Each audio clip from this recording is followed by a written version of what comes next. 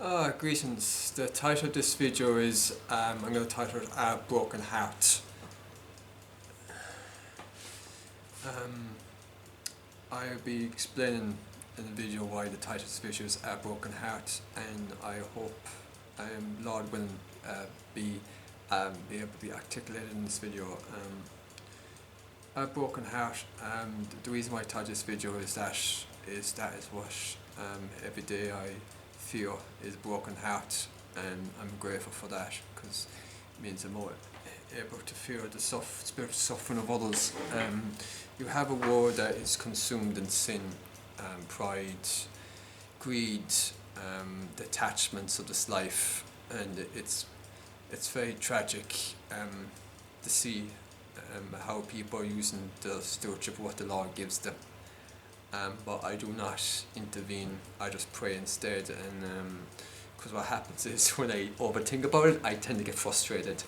And because I'm powerless to do anything about it, because everyone has their agency, and that's something Lord's helped me with, but it doesn't mean that's less heartbreaking. You have people, they have children and they end up leading them astray, and they go deep in the falls into sin, or they never know the truth. Then you have people who the very foundations of their marriage are built on Christ, yet they deny the very person that is that's in the marriage, that helped form the foundation of the marriage. They deny. You'd be surprised, it could be someone that's an atheist married to someone that's agnostic, or two atheists, and the whole foundation of the marriage is built on Christianity, built on commitment and loyalty, built on the very foundations of Christianity, love, and yet they deny the very creator that he even exists. It's when you have this world view, it's deeply heartbreaking, where you have a world view that all that matters is happiness, and it's just this temporary existence is all that matters, so live your best life now.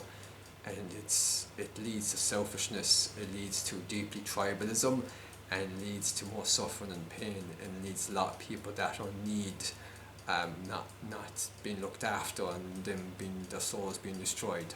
People are more focused on the temporal material world than the spiritual world, because they do not see it, because the dead can't see life. And I was like that way before the Lord saved me. I was consumed with the material world, I was consumed with people, but more apparently I wanted them to love me, and realising that can never be the case, because people themselves aren't God. God is love, and people have the limitations. They allow fear to easily grip them, and they're unwilling to sacrifice, selflessly sacrifice for others is something that majority of people will not do. They'll sacrifice anything else but that. So that's what breaks my heart. I really struggle getting conversations with people, because then I have to witness them add up their wages, especially when I talk to anything about Christ, or when they have their own perception of who Christ is, which breaks my heart, and they don't have a clue what Christians truly are. They have their own perception of what Christians are, and some of it, they have some bit of observation, because there's some sins that they're attached to that they don't like Christians, because they come across, to them they come across as judgmental, which is ironic, because they themselves, by doing so, themselves are judging, not preferring the fact that all humans do that, because they're created in the image of God. So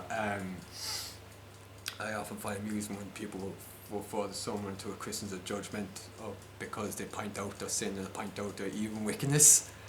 And of course the flesh gets at them and they don't feel comfortable with that.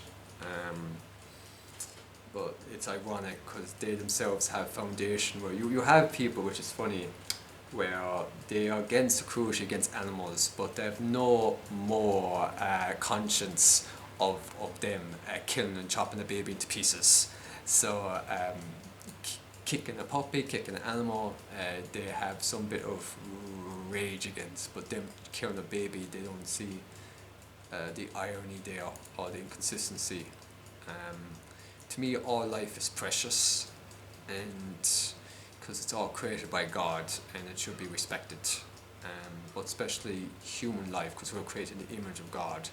but when it comes to animals, we are to be stewards of animals and not to abuse them, not for entertainment. That's why I'm opposed to anything that involves entertainment or feeds into pride.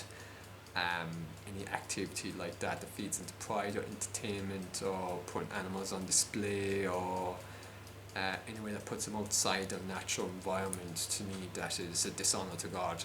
And yeah. But I have a broken heart over how humanity treat each other, the gossiping, the slant, the people who say they're friends with each other and then they quickly turn on each other, the covetousness of money, this which breaks my heart because I had a couple of loved ones.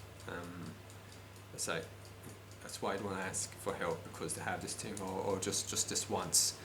It shows when someone says to you just this once, or said this is the last time, it shows the covetous heart.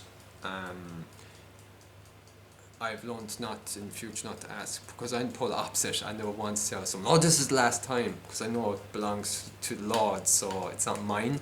Someone says to you that, this is the last time, they're referring to that this belongs to them, therefore no. But if you're very reluctant to give something out to someone, you shouldn't give it out in the first place. So if someone, it's best to say no. So I prefer someone to me that if they have that reluctant heart in them, I prefer them not to give it out in the first place. Because then it becomes like, what I'll do then is I'll pay it back to them 3 times forward. So someone gave me €100, I pay back them €300, 3 times forward. What they're giving back onto me, I should give on 3 times forward onto them.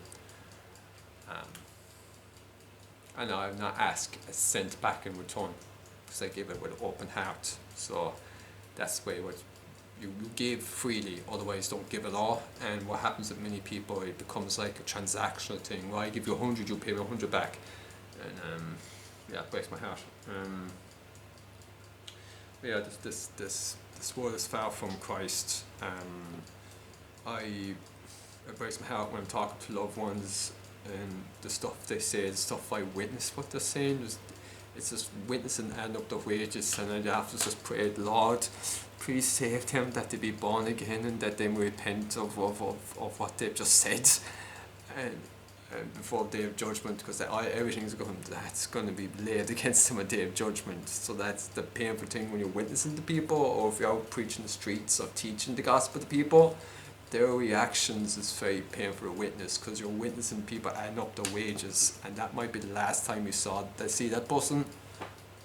So that weighs heavily on my conscience, and all I can do is just pray.